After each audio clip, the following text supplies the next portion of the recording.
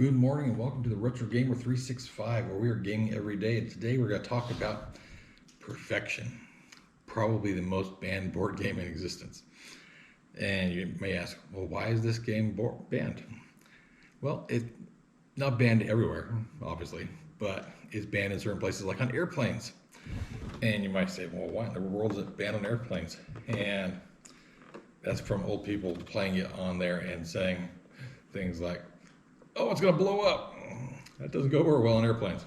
So yeah, this game was banned like 20 years ago on airplanes. It's really sad. There used to be a travel version that you could get, and I haven't seen it since then. So maybe they made a wise choice and stopped doing it. But this is one of my favorite games ever. It probably has caused more heart attacks than any other board game in existence. Really simple concept, and at the same time, causes people like my wife to have nightmares. It's very fun. I actually bought it for Christmas. And so, Perfection. If you remember the commercials from the early 90s when it came out, it's got a massive chin, yelling, "Pop goes Perfection," and all the pieces pop out of his chest, which is kind of morbid, but awesome. And so we have inside the box stuff. So the box obviously is just standard cardboard. Not really intended to be kept, but it's a good idea too. So the instructions are one page, front and back. It really doesn't need instructions because it's really obvious how you play this game. And so this game has these pieces that are currently stuck in this thing, which it seems extraneous, but it's actually a really good idea to protect these pieces because they can't be crushed readily if the box gets crushed. That's a good idea. And so you have these pieces, and there are 25 of these little buggers. And these things all need taken off of these trees. I cannot remember if the original version had a tree like this or not. I can't tell you because that was almost 30 years ago when we had it. And so pieces all come off and they fit into all these shapes here on this board. And so obviously I'm not trying to play according to the rules at the moment because I just want to illustrate what the game does. And so it has lots of weird shapes, like this one is an S. But it wouldn't hurt you to go through and trim these pieces down. They have the little pieces that are bumps from being on the tree when they're molded, because they're injection molded. And it's not really a problem, but they can be awkward for you and they can scratch your fingers, and I just don't like them. I like that. I want to be nice and smooth and pretty. So I'll probably go through and buff these down later. But these ones, you have all these shapes, like there's a half moon, and then weird oblong. Here's a pentagon, or I had a hexagon there. There's a few different triangle type ones. Here's triangle. There's a diamond there. Here's another oblong here. And then we go to the second sheet. And so the tricky thing here with this one, that this is the same shape as the other one, but it's inverted. So they're the same shape, inverted for each other. They tend to throw people off when they're trying to find that one. Being a personal experience. And there's a 6-pointed star. Here's another diamond. Big honking X. And here's an octagon. The octagon and the hexagon can throw you off because they're very similar when you're in a hurry. Here's a 5-pointed star. Here's a different diamond, an equilateral diamond. It's very good for little kids to learn their shapes though, like rhombus. Ooh. And here is a wedge from a piece of pie.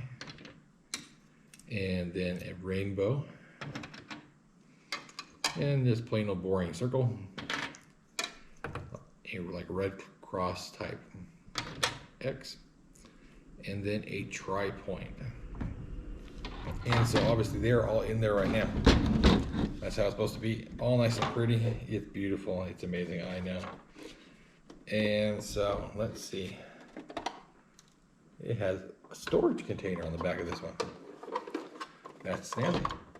So it has a little storage container to keep the pieces inside it. It did not have this on the original, I don't believe.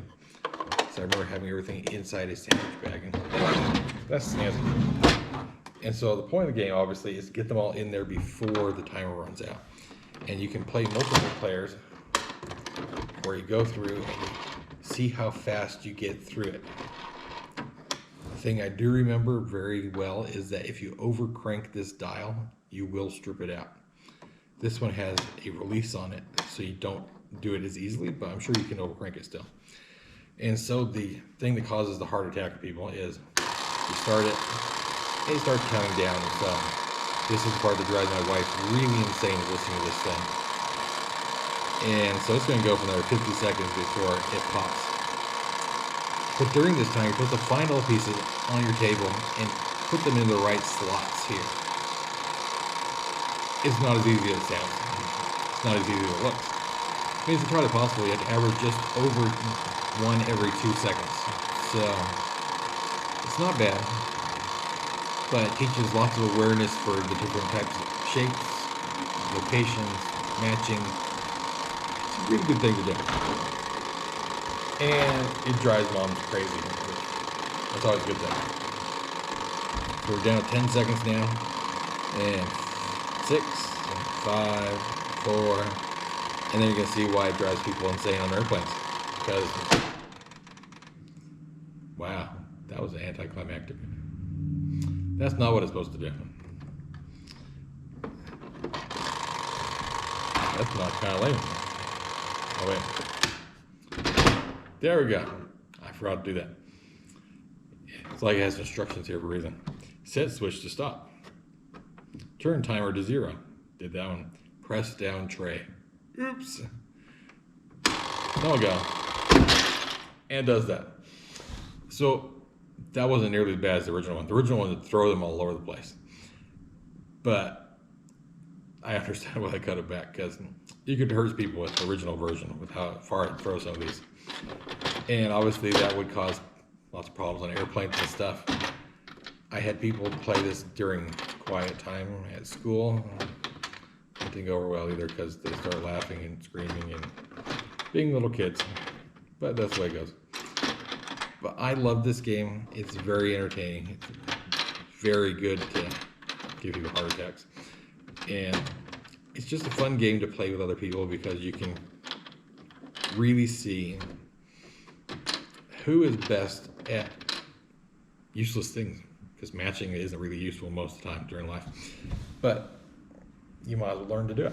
And it's just fun to do. It doesn't cause any harm. There's nothing violent about it, nothing remotely detrimental, else than if you're old and you have a heart attack. But I love Perfection, and we'll play it sometime and watch and see which one of us is the fastest, I guess. So with that, that's all I have for today. And just if you want to watch more videos about great board games, card games, video games, whatever type of game it is, we will play it. And let us know if you have any suggestions for a new game to play in the comment below. So hit that like button and subscribe. Have a good day. Bye.